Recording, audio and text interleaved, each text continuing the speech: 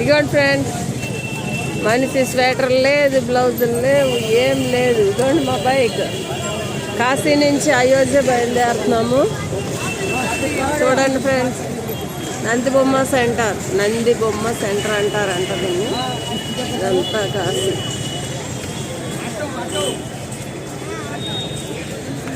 ఇదిగోండి మా family. Hi చెప్పండి.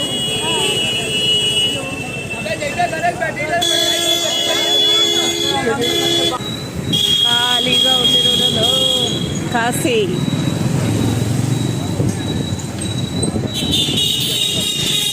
కాశీ నుంచి అయోధ్య బయలుదేరాము.